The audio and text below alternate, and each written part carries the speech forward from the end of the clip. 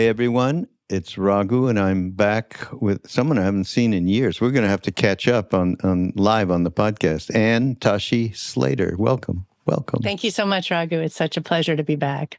And it's been some time, so we'll refresh the audience about your work as an author and journalist, and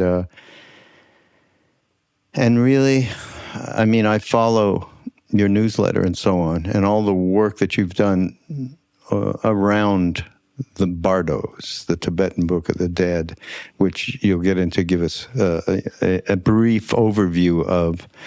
And but we have to start.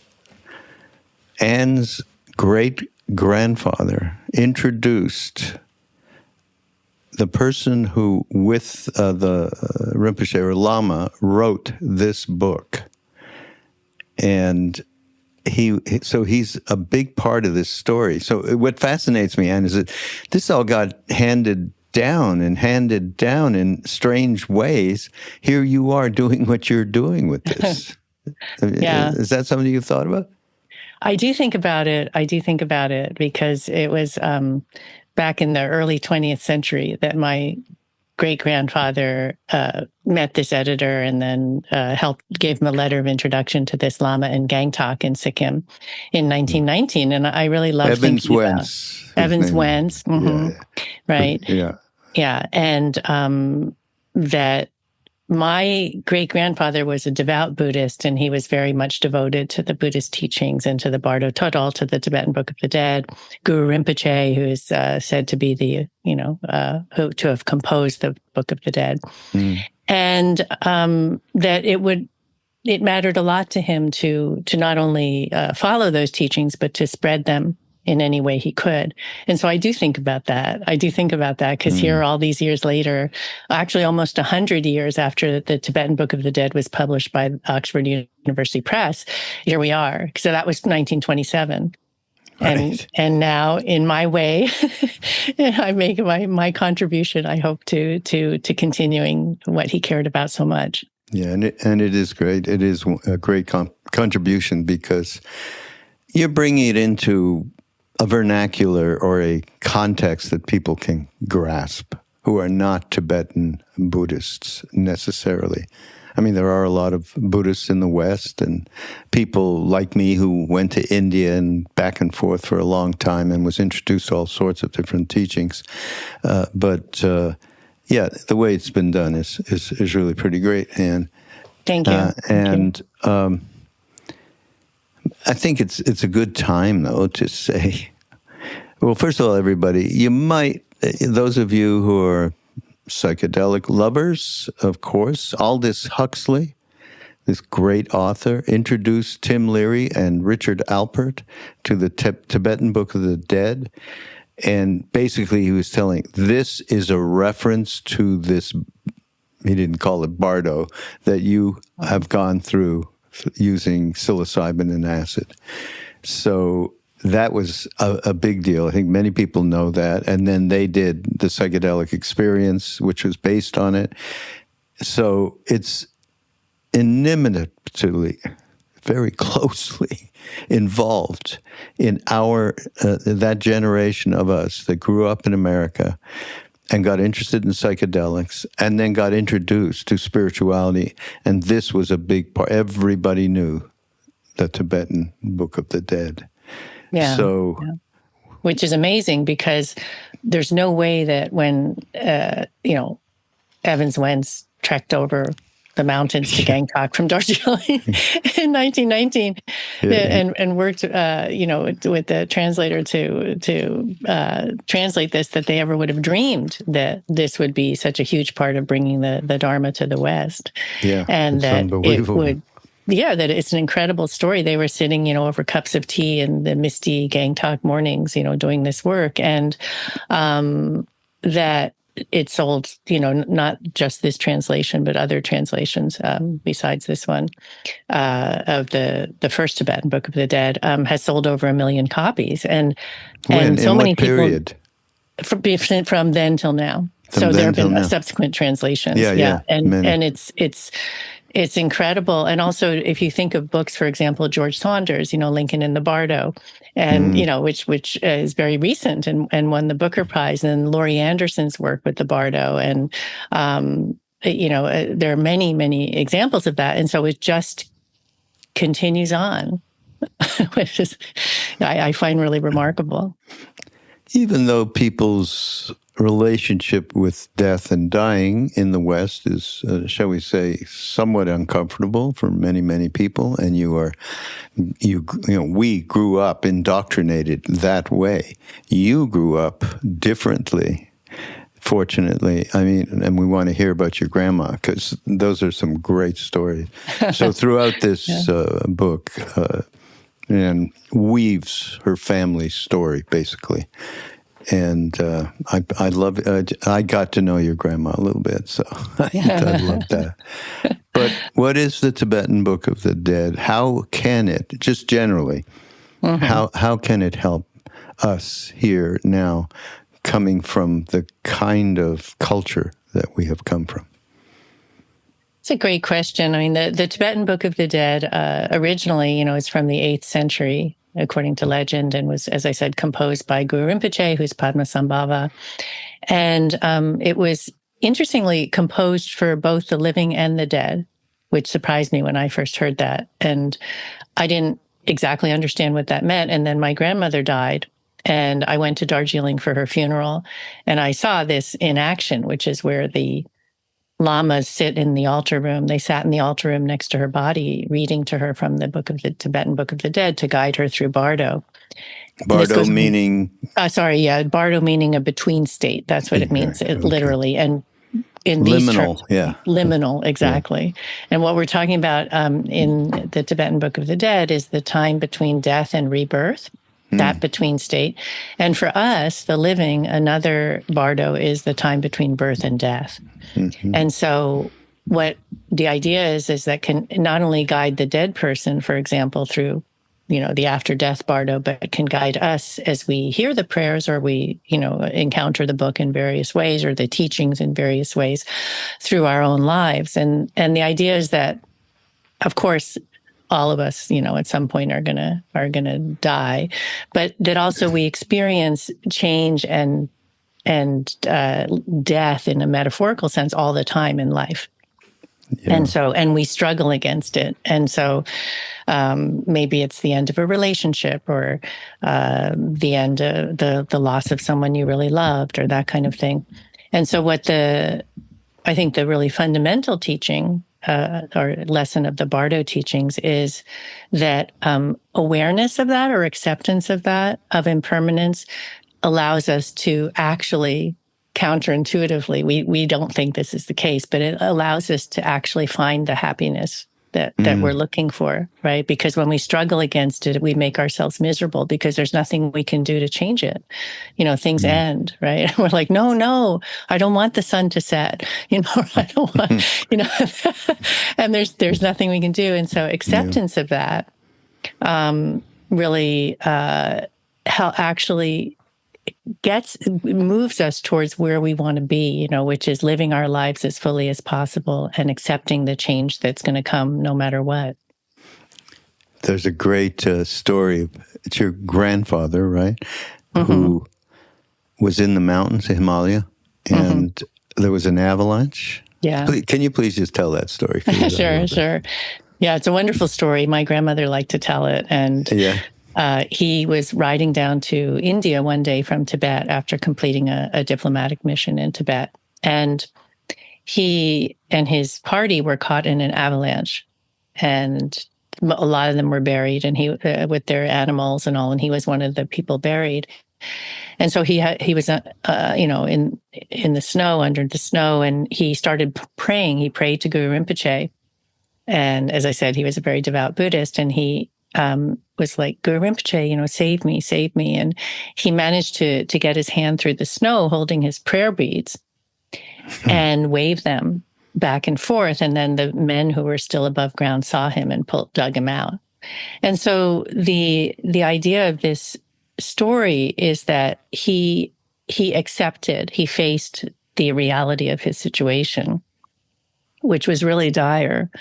And that, and we think often that acceptance means in a kind of passive way. You're like, oh yes, I'm at one with this. It's happening. But the point here, there's actually another step I've realized is that then you can take action. Then you can move forward in some way when you accept it. And so for him, that meant sticking his hand up through the snow and waving his prayer beads. So if you think like if he didn't accept it, he could have been like, you know what? This isn't that bad. Like, it's probably going to be okay. And he had like minutes till he suffocated.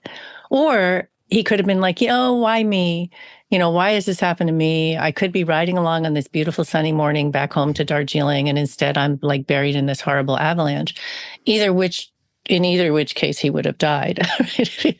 And so metaphorically, I think it really is valuable for us to think of that. Yeah. In the book, accept the reality of your situation, but don't give up. Yeah. That's plain spoken, advice. I mean, really. Exactly. In that kind of a dire situation. Yeah. And if we balance, take it in, it's a balance. It is, right? And so you have to, if we take it, let's say in a very everyday kind of situation that many of us encounter, let's say that your relationship or, your marriage is ended or coming to an end, but you're still in it. And you could say, well, and your friends are like, you really need to move on, or you need to do something. You're like, no, it's good. It's okay. Or tomorrow it's going to be better. Or all the things that we tell ourselves. And if we say, actually, you know what, this is not good. It's not right for me. This is not, what I want to be doing. And we need to recognize, whatever it is. Then you can decide, do I want to work on this relationship? Do I want to move on? Do I want to do this? Do I want to do that? And so it's interesting. What I found is that in a very everyday way, and I of course, I myself do it. I find myself like some kind of unpleasant thing that comes up and I fight it mentally. I'm like, well, maybe this or maybe that. And it's very freeing to go, you know what? This is this. This is what it is. Here we are. And here we are. Here we are. Exactly. I'm like, here we are. So what do I want to do about this? Right. Yeah. And that, I love that, because I used to think it was just here we are. Right. But I think it's here we are. And then the next thing is, okay, here we are. And so what do I want to do about this? Yeah. And again, do in this sense doesn't mean like, doing could be nothing. You could be like, actually, I'm not going to do anything about this right now. Or in doing in the Buddhist sense is like activities of mind, body, speech, right? And so something you want to say, something physically you want to do, some different way of looking at it. So that is what we can mean by action. Yeah. Yeah. Perspective is everything. Actually, here's a good example of it. Ramdas, he had the stroke and everything. And he was thinking that he got that stroke came to him through his guru as a way for him to wake up. Right? So he subsequently, not long, actually many years, but he went to India the last time, he went, and it was very difficult being half paralyzed, obviously. Yeah. And he went to see a saint named Siddhima, who was close to Neem Karoli Baba for 50 years. And she was like our Indian mother. She was incredible. Died about 6 years ago, 7. And she had heard, because Ramdas said this all the time. Ramdas, you said that Maharaji, who's who we call them, gave you the stroke? No, he's not giving you a stroke. Nature is what that's about. What he gave you was a perspective. She didn't say it in these words. We're talking about, not this kind of vernacular, but meaning he gave you that perspective. That was the grace for you to be able to transform within. And that was, perspective is big. It's huge. And that's a classic example of the idea of Bardo is that it actually gives us a chance for that, what you're saying about Ram Dass. And so that having a stroke is a classic Bardo as well. It's like a suspension of your ordinary reality. Yeah. And that if we're open to it, it's a chance for us to see something new and to have some kind of new insight, which it sounds like is what happened for him. That's it. Yeah, exactly. I mean, we often say it, those of us that were close to him and knew him well, he became, after the stroke, what he was pointing to prior. He became that thing. Yeah. I mean, just being able to, he was instructed to love everyone and tell the truth. And he said, I can't love everyone. The truth is, I can't love everyone. But he did get there in the end. So there was a lot of grace for him involved. So this is fun. Although I knew about this, it was way parked in the back of my mind.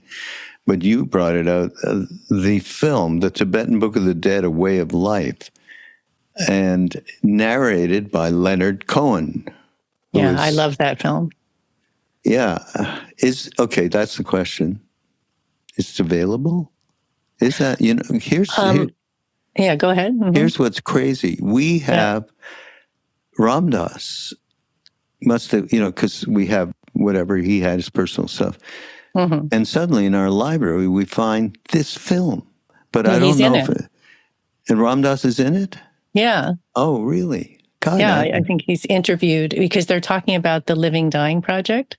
Yeah, with Dale Borglum. In San Francisco. Yeah. And so, if I recall correctly, he is interviewed in that. So that's why he had this. Anyhow, this just 2 weeks ago, the curator of the library said, hey, you ever see we have this thing with Leonard Cohen? Leonard Cohen is my childhood hero, okay? Oh, it's a beautiful film. It really is. Okay, I wonder... Well, we'd like to show it. I'll try and figure that out. But can we hear more about your grandmother and your life with her, and maybe some couple of stories of her? She was a special being. She really was. And one of the things I'm most grateful for is that, because I actually, and I talk about this in the book, is I grew up, as you know, not at all connected to Buddhism or my Tibetan heritage, and in fact, did everything I could to hide it. Meaning not to hide Buddhism, but to hide, because I didn't really even know anything about it. But my mother came over from Darjeeling to study medicine, and she became a doctor in the States, and she was very much wanting me and my siblings to feel that we fit in. And this was 1960s and 70s American suburbia, and it's very different today. But at that time, I don't know about that. But there were no other Asian Americans, like at all. We were like the only ones, right? And everyone else was basically mostly blonde hair and blue eyes. And we really, I really stood out. And of course, most kids don't want to stand out that way. And so I really wanted to fit in. And so it happens that I was born in Spain because my father was stationed there in the Navy. I didn't know that. Wow. Yeah. And so I was born in Andalusia.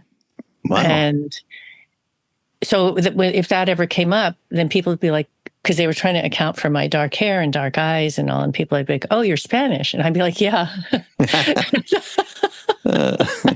That's right. Because I thought, at least somehow I thought that would be more fitting in, than saying I was part Tibetan, because people, and remember that this was not long after the Dalai Lama came out of Tibet. He came out in 1959. Yeah. And so it wasn't, these days, everyone knows who the Dalai Lama is, but in those days they didn't.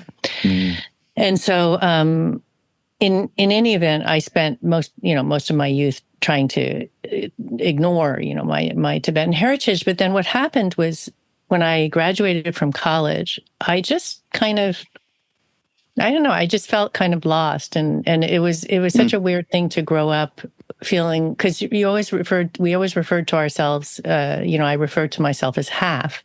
And if you think about it, it's the effects of that, of thinking of yourself as half diminished, Plus, not knowing what the other half is. Oh boy. was very disorienting for me. And so my plan was to go to I'm a great Francophile, and I studied French literature, and I was going to go live in Paris and be a writer. And I just didn't. I just suddenly just left for India instead. And went to, I couldn't even have told you why at that point, and it was some sort of like. And you weren't married or any? No, you had no. Yeah. No, I wasn't. I just graduated from college, and I went to live with my grandmother, who had recently been widowed. My grandfather had died, and I am just very grateful that whatever pushed me, whatever impelled me to do that, because that was the beginning of, because we didn't have a great relationship when I was younger, because she said I was, I quote, cheeky, which meant that, American backtalk, right? Because she would come visit, and she's like, in Darjeeling, girls growing up, don't like disagree with their elders and this kind of thing, or question them and be like, what exactly does that mean? So it hadn't gone particularly well between us. But as adults, we really became friends and very close. And so I spent many hours in her living room hearing all her stories. And the thing that really touched me as well is that she really wanted to tell them. It was a passing of the, whatever you want to call it, like a passing of the torch, and nobody else was asking her, and so, and what amazes me is like, if this hadn't happened and I hadn't, had this opportunity to hear her stories, that they would have all died with her. Did you record or did you write them? Both. Yeah, you did? Both, yeah. So what happened is even at that earlier age, right? Yeah, I was aware, I think because of my, being a writer and my desire to, my, passion for storytelling. And so I went back over the years, that was my first visit. And then I moved to Japan, and I went back over the years very often. And then when my children were born, I took them every year. We would go to see her. I always, in Darjeeling. And so, she would tell me all these incredible stories, like what's in the book is a small amount of what, of what she told me, just because, and she had this incredible life, born in 1905, died in November of 2004. In the Tibetan way of looking at things, she was 100, because you count from when you're in the womb. And she, for example, when she was 18, her father, my great-grandfather, was very close to the 13th Dalai Lama. And he was working, my great-grandfather had been asked to start a police force in Lhasa, and by the Dalai Lama, because the Dalai Lama wanted to modernize Tibet.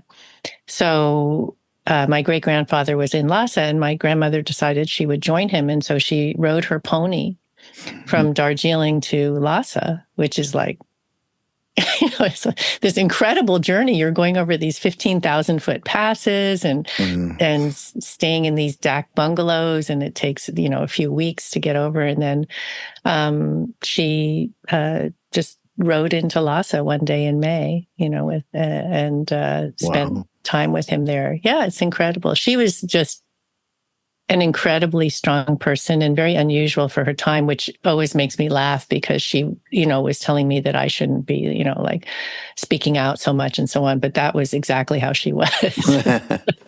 Oh, that's great. That's really good.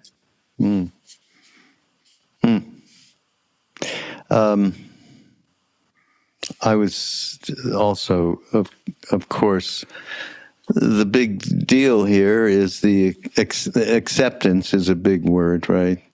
And in this particular film, you say, helps us to be more accepting of the law of impermanence, no matter who we are or where we live.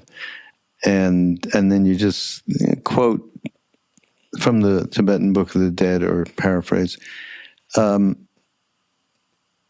reassure, you say reference, I think, that it reassures us that impermanence is okay. It's all right, an ordinary rather than exceptional phenomena.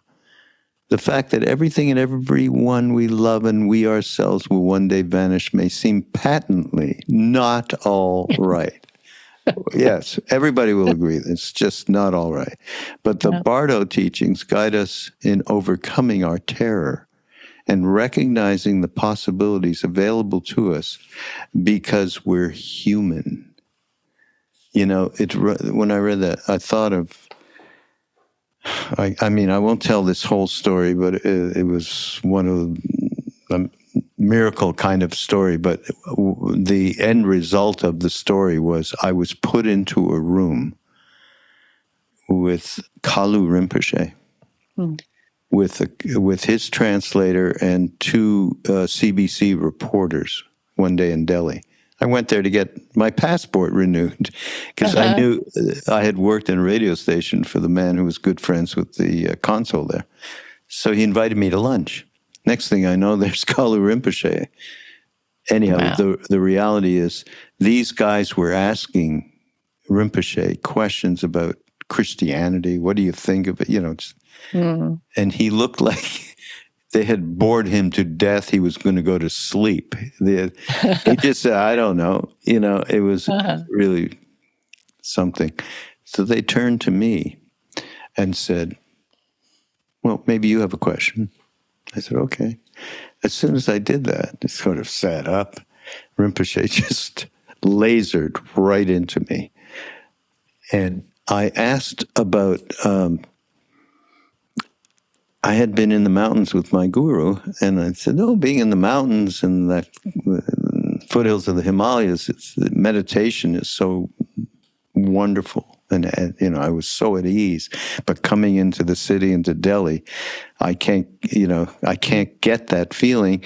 Do you have to be in a cave? You know, that was a archetypical kind of a question. And he gave me the story of this, I don't know, 6 or 7 siddhas of India who each became realized through work, spinning or, you know, clay making or whatever it may be. And then he said, you know, you should take care of this body. That's rare to get a body. He said, and only in a human body can one become free.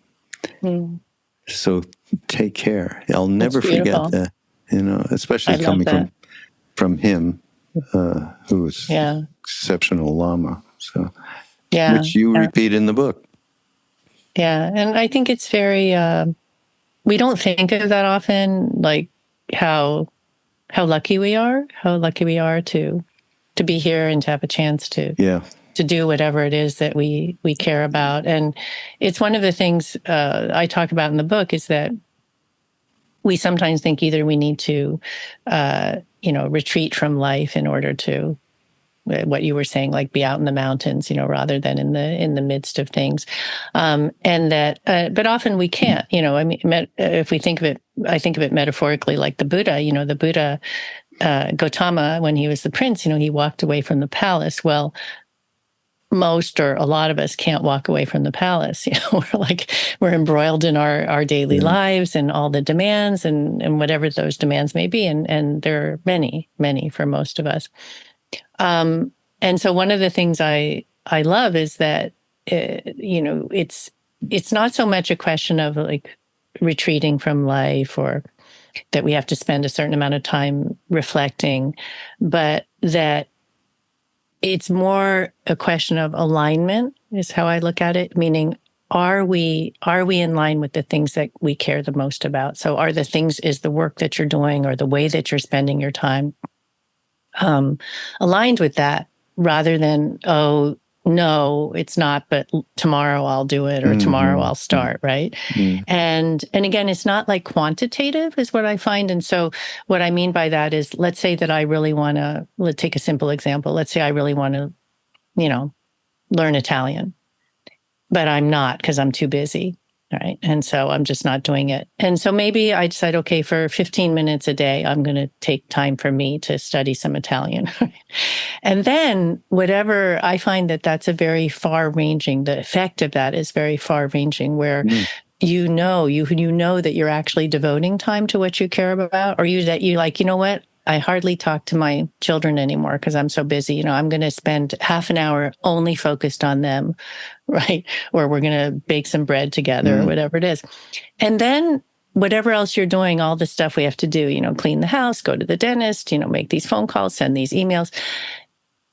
We feel more present with those because we also know that we're taking care of the things we care about. And so, you know, I think if we're not spending any time at all, and it doesn't have to be like, you know, 5 hours a day, but if we're not spending any time at all on the things we care about, for me anyway, I find it's like having a background program running on your computer. That's what it feels like. It's like in the background, you're like, yeah, it's like I'm not doing what I really care about, and time is passing. Right? And that is very insidious. Good suggestion, though. I like it. You know, just cutting out a little piece here and there, right, and see how that grows. That's right, a little bit, because otherwise it just weighs on us, right?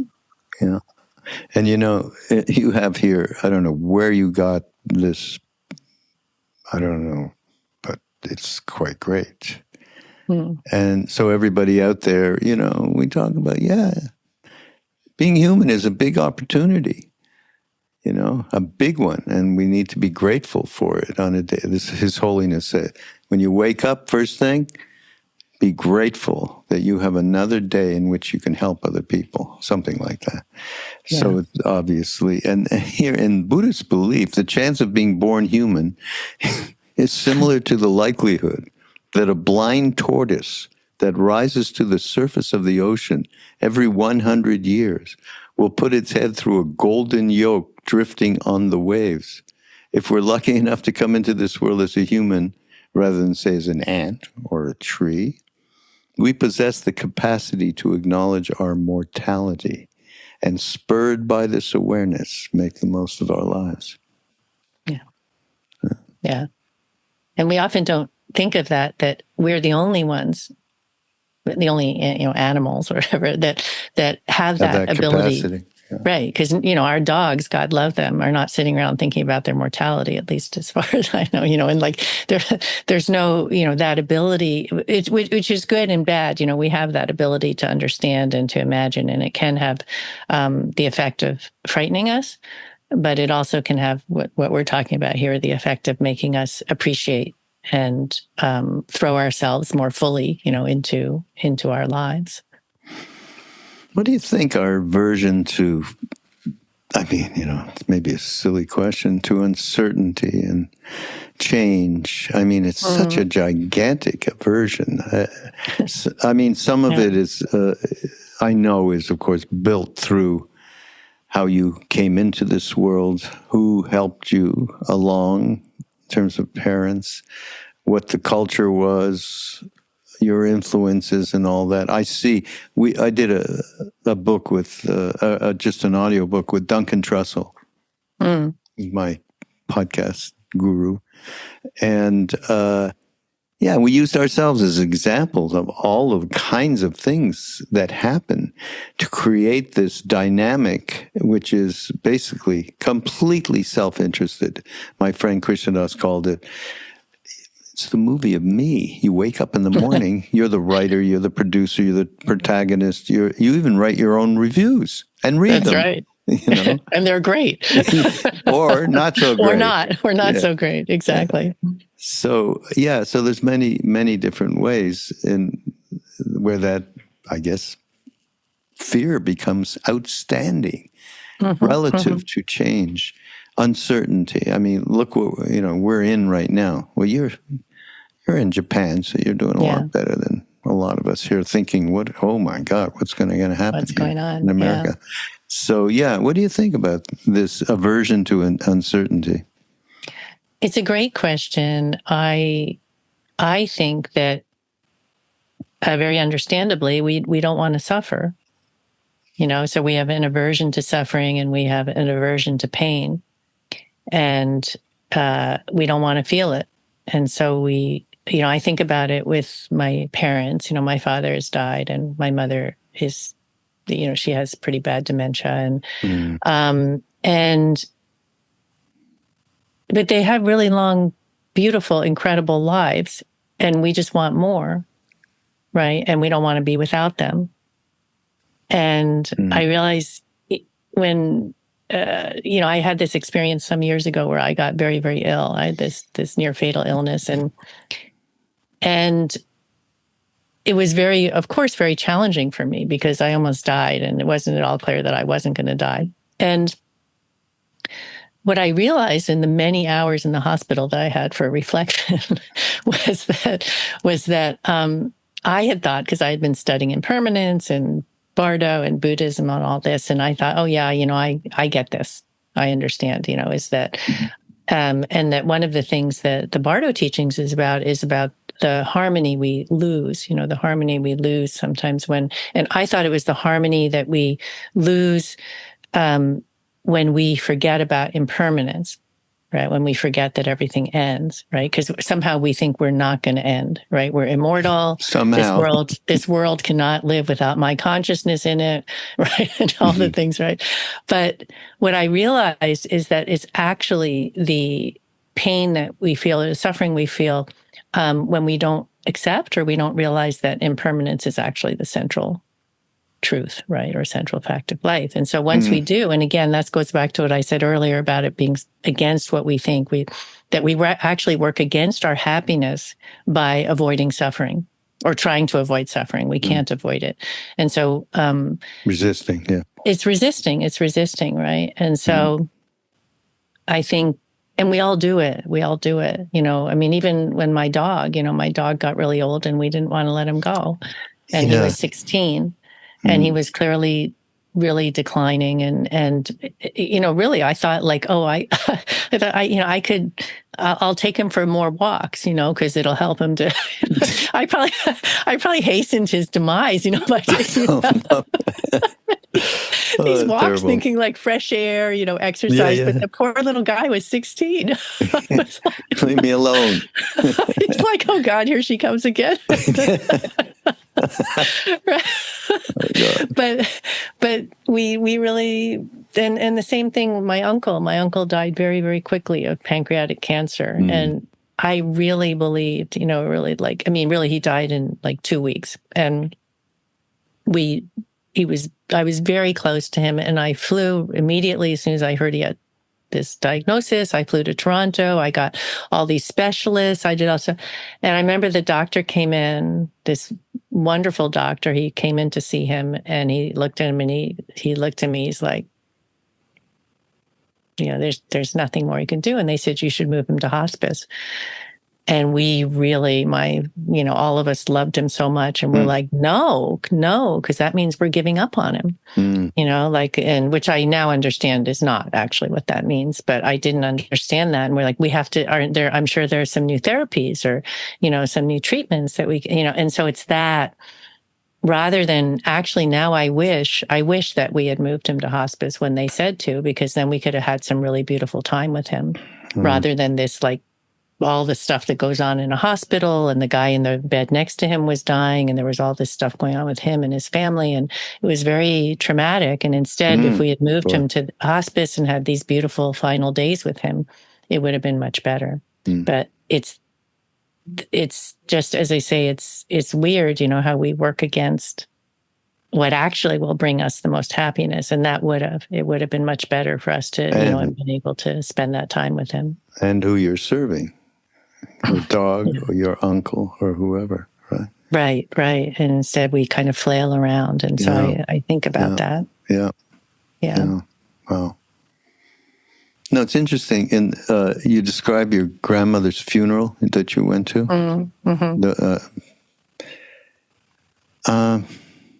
Maybe you said somewhere, I think, that this was the last ritualistic funeral. Do you remember? Or one of, yeah, she had, this was in 2004, and a really beautiful, full Tibetan funeral was held for her in Darjeeling. And so we had the lamas come, and they did, the moment she died, of course, the lamas are called right away because the spirit has to leave the body through the belief, is that the spirit has to leave the body in the correct way, which is through the crown of the head. And so the Rinpoche came over right away to do poa, which is the ritual to help the the spirit leave in the correct way, so they'll have a good rebirth. And then the lamas came, as my grandmother would have said, when she said for my grandfather when he died, she says, the lamas come rushing over. She says, and then they come rushing over and immediately set up to start with the prayers. And they 24/7, night and day, they sit next to the body to do this beautiful chanting in the altar room. Sorry, in her case, it depends on what the horoscope says, but in her case, it was about 3 days. Sometimes it could be 5 days or 7 days. It just depends. And they do a death horoscope, right? They do a death horoscope that's cast. Yeah. They cast the death horoscope, and that determines when will the funeral be held, the cremation, what time, and what kind of things, ceremonies or rituals need to be carried out in order to protect the dead person as she goes through Bardo, and also to, of course, to guide her, as she goes through. And then it'll talk about things, interestingly, it talks about things that very specifically in a way that surprised me, like things that the dead person is still attached to. Right. And so in my grandmother's case, it was, for example, a red dress and, a red hat, something like that. And then this was my favorite. I was like, and then they said, and also an unresolved relationship with your daughter. Yeah, and I'm like, I thought it was going to be, like this piece of jewelry or this. So the divination produced these comments. Yeah, the Tsipa is called. That's the astrologer lama who casts the horoscope, and this is what it said. And so all of these things are carried out, and the living relatives, us, we're told about it, and then after at the appointed time, the body is taken to the cremation ground, which was, in our case, at a place called Gum Monastery, which was our family monastery in Darjeeling, where my grandfather was cremated, my great-grandfather was cremated, and then there was a procession down to the cremation ground. And then we my mother and I and some other relatives lit the pyre, and we watched her body burn. What did your mother think of that comment? Yeah, I don't know. She wasn't. She sort of, she's very. Even though she left behind, a lot of the Buddhist rituals and so on when she came to the States and settled there. She settled in America. There's also a part of her that's very matter of fact, and I think part of that is being Buddhist, and part of it, or being raised Buddhist, and part of it is being a physician. Right. Yeah. And so she's not afraid of death, and hearing something like what the horoscope said, she's like, okay. Again, it is what it is, or is more, I think, where she comes from. I think the most efficacious for people to think of this Tibetan Book of the Dead, and this is, I'm conflicted about this, but the Tibetan Book of Living and Dying, Sogyal Rinpoche. It's a fantastic book. Of course, then we heard of all his Piccadilly or whatever, his Me Too kind of stuff, which I think had nothing to do with the beauty of what he wrote, because it had made it so accessible to Westerners, right? Yeah, it's a beautiful book. Yeah. But the real efficacy is doing it now, practicing now, taking into even the poa, that's a crazy thing to say, but the poa, and the actual prayer, bring Buddha into your third eye and absorb into him, etc., etc. And, may this death be of benefit to other beings. Just incredible prayers, which, I've been, shall we say, fortunate that I had an idea of what it is, and friends that were passing, that I was able to sit with them, and we went through it. And even The last person actually was not conscious in that moment. But I have been told, and I felt myself, that you can communicate, that there is communication, even if there's not mental response from someone who's in a coma or just gone into a Bardo, basically, right? Right.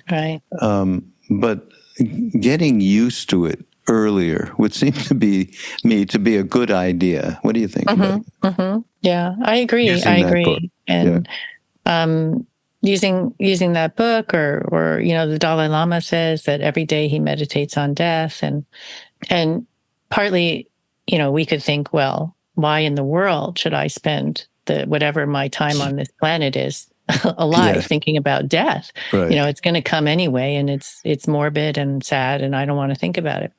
But one of the things I talk about that in the book, and I also talk about Montaigne, the French philosopher. And that was very much, he and the Dalai Lama would have gotten along incredibly well and enjoyed meeting, because he's 17th century, Montaigne. But he talks about this as well, is that, he says something like in one of his essays, let us become accustomed to death. And so, and he talks about an old Egyptian custom where when at a feast, when all this merrymaking is going on, people are eating and drinking and having fun, and then they would bring in a corpse in the middle of it to remind people, that this is part of life, right? And this is also what is coming at whatever point it's going to come. But point being that this is also what the Dalai Lama is talking about, of course, is that this allows us to actually live life more fully, right? Because going back to what you were just saying, we don't put things off. We're not like, I think you see this all the time, is when people, someone's last moment comes, they're like, what? But I was gonna do such and such, or I was gonna ask so and so to marry me, or I was gonna go to India, and then, and we always think there'll be time later, and it could be something for yourself, something you want to travel, or you want to learn Italian, or whatever it might be, large or small, or you want to do more community work, right, to help in your community, or start a nonprofit, or whatever it might be. But it also could be something that I think we put this off is doing for other people, and where it could be, you see this all the time with, again, going back to aging parents, people like, well, I should call them more often, or I really would like to take my mom out to lunch, or in my case, it was my mother really, really, really wanted me to take a trip with her to India some years ago she wanted to go to Dharamsala, which was, home in exile of the Dalai Lama. And she was getting on towards 80 at that point. And I thought, I'm busy. I'm really busy. I've got 2 small kids. I've got a full-time teaching job. I've got my writing projects. And so I kept putting it off. And then finally I thought I should just do this. And that ended up being a very moving trip for us, for her. And I think that, as happens often when we get older, for her, that she was feeling like she wanted to connect or reconnect in some way, to her past, her heritage. We went to Dharamsala, we went to Darjeeling, and it turned out to be, there would not have actually been time later, because soon after that things started happening. She had a ruptured aneurysm. She started, and then she had, as I said, beginnings of dementia. So that's the last trip we were able to take together, just the 2 of us. And so those are examples, I think, of why reflecting on death is actually a good reminder for us to do whatever it is that we think there's going to be time for later. Yeah, right. Right. But in all, it seems to me, in all of these interactions that we have going through life, going through the Bardo of life, and then there's many, many Bardos all the way through. Someone passes, and a pet passes, a human, a beloved, a change, a massive change in one's life through illness, through career, whatever. These are all opportunities to get comfortable with what no longer exists. Change, uncertainty, impermanence. It happens to us all the time.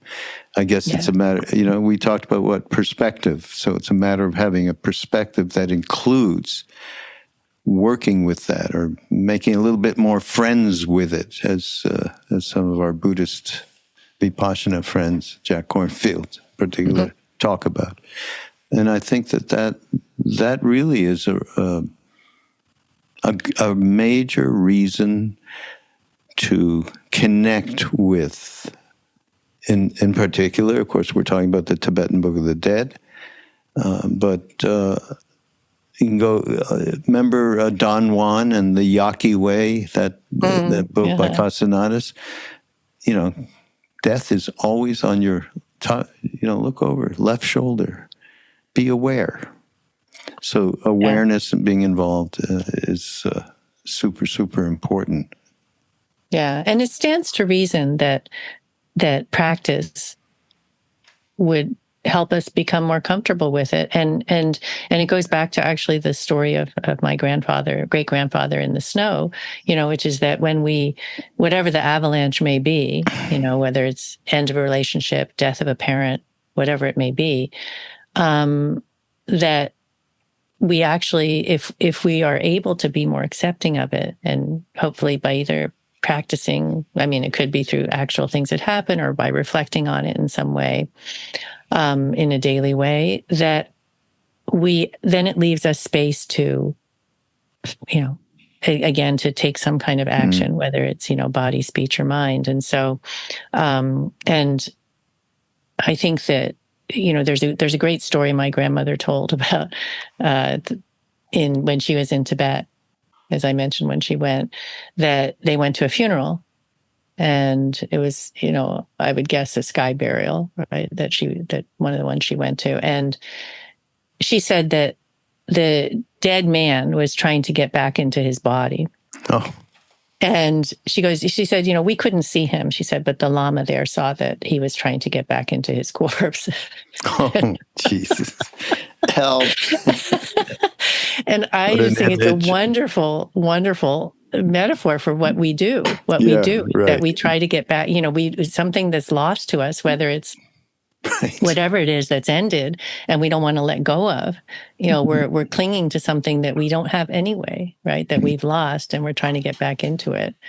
And so, this idea of, practicing impermanence or practicing, you can do, like, sometimes I do it, I think about, you can think about like who you used to be compared to who you are now. Or I think about, sometimes I even just as a kind of reflection or meditation, I go through my grandmother's house, and I go through the rooms in her house, which now is, she's been gone a long time now, but, and I go to the living room where we used to talk, and I look at the Buddha, there are tankas, scroll paintings of the Buddha's life there. And then I go down the hall to the altar room, and I, where we, I used to light incense and butter lamps with her. And again, it's over. It's over. She's long gone. My grandfather's long gone. They're all long gone. Everything's changed. And that helps me to reflect on that. And I don't feel sad when I do it. It's more like a kind of acknowledgement of what is. Yeah.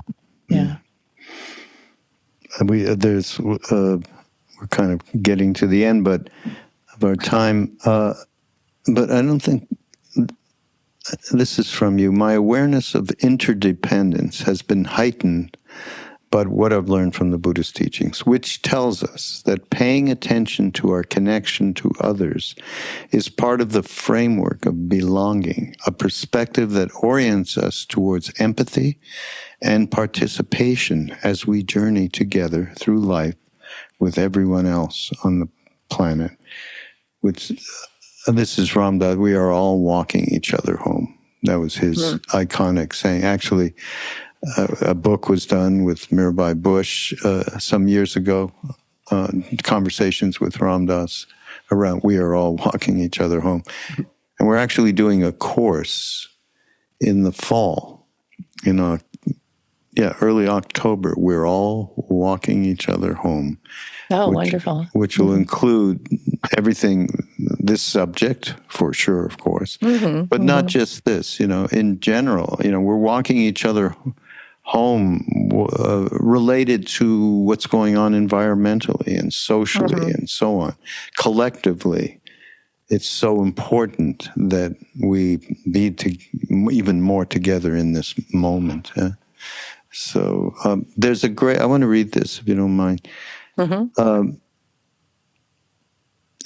Your grandfather wrote in an autograph book, I believe, right? Something, and your grandmother cherished this.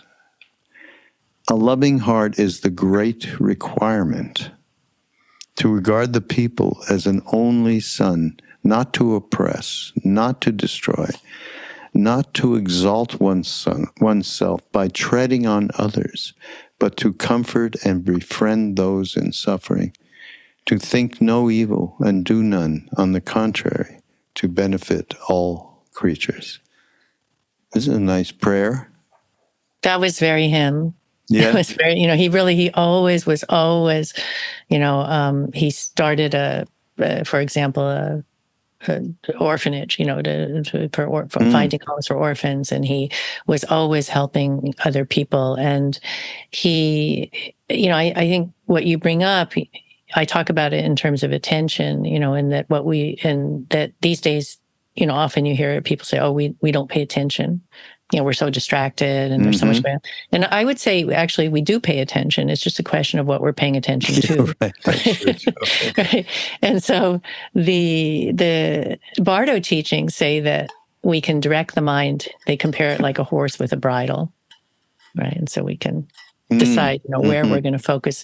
Where are we going to focus our mind? And that we can focus it, as I talked about earlier, on things that are important to us, but also, as you're pointing out here, on others, and the welfare of others, and that it's a kind of it's a recognition of our interdependence, and it's having compassion for other people and realizing that actually we are all together. We are all together in this, and I think sometimes that we feel, it's very much like every man for himself, and, that you got to take care of your own stuff and other people take care of their own stuff, but that and that we're too busy.